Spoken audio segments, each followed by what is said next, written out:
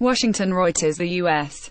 government shut down at midnight on Friday after Democrats and Republicans, locked in a bitter dispute over immigration and border security, failed to agree on a last-minute deal to fund its operations. In a late-night session, senators blocked a bill to extend government funding through Feb. 16. The bill needed 60 votes in the 100-member Senate, but only 50 supported it. Most Democrats opposed the bill because their efforts to include protections for hundreds of thousands of mostly young immigrants, known as Dreamers, were rejected by President Donald Trump and Republican leaders. Huddled negotiations between Senate Majority Leader Mitch McConnell and Senate Democratic Leader Chuck Schumer were unsuccessful, and the U.S. government technically ran out of money at midnight. While the two men said they remained committed to reaching a deal, the shutdown formally began on Saturday, the first anniversary of President Donald Trump's inauguration. His inability to cut a deal despite enjoying a Republican majority in both houses of Congress highlighted the deep political divide in Washington.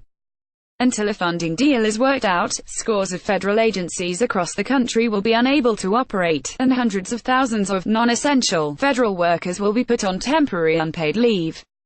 Trump immediately moved to blame Democrats. Tonight, they put politics above our national security, military families, vulnerable children, and our country's ability to serve all Americans, the White House said in a statement. It also said it would not discuss immigration until the government was up and running again. We will not negotiate the status of unlawful immigrants while Democrats hold our lawful citizens hostage over their reckless demands. This is the behavior of obstructionist losers, not legislators. In return, Schumer pointed the finger directly at Trump. It's almost as if you were rooting for a shutdown and now we'll have one and the blame should crash entirely on President Trump's shoulders, he said. Negotiate or fight. Democratic and Republican leaders agreed to reopen negotiations on Saturday and said they were committed to getting a quick agreement. White House Budget Director Mick Mulvaney talks with reporters at the White House in Washington, U.S. January 19, 2018. Reuters. Carlos Barra. But both sides may now be even less willing to make concessions because a political defeat on the issue could be costly, especially with the control of Congress up for grabs at midterm elections later this year. The Republican-controlled House of Representatives passed a stopgap funding measure on Thursday. But Republicans then needed the support of at least 10 Democrats to pass the bill in the Senate. While 5 Democrats ended up voting for the measure, 5 Republicans voted against it. Democratic leaders wanted the measure to include protections from deportation for about 700,000 undocumented immigrants who arrived in the United States as children. Despite bipartisan negotiations, Republican leaders refused to include those protections, and neither side was willing to back down. Trump, who had made strict measures on immigration a cornerstone of his presidential campaign, last week rejected a bipartisan proposal. He said he wanted to include any deal for Dreamers in a bigger legislative package that also boosted funding for a wall and tighter security measures along the U.S. border with Mexico.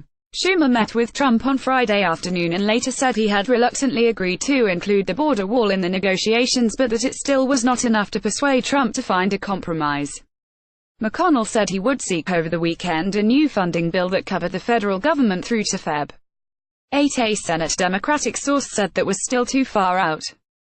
Democrats had argued for an extension of just 4 or 5 days to force both sides into serious negotiations on the immigration issue. Despite the formal shutdown, essential employees who deal with public safety and national security will keep working. That includes more than 1.3 million people on active duty in the military who will be required to work but will not be paid until funding is renewed or handled with separate legislation. Although past government shutdowns have done little lasting damage to the U.S. economy, they can rattle financial markets and undermine the United States' reputation abroad. This impasse follows a months-long struggle in Congress to agree on government funding levels and protections for Dreamers, most of whom are originally from Mexico or Central America.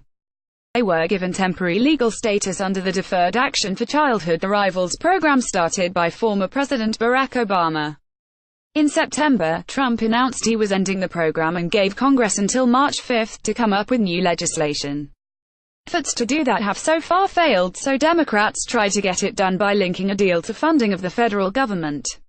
Additional reporting by Roberta Rampton and Jim Oliphant, writing by Kieran Murray, editing by Leslie Adler and Michael Perry. Our standards to Thomson Reuters Trust Principles.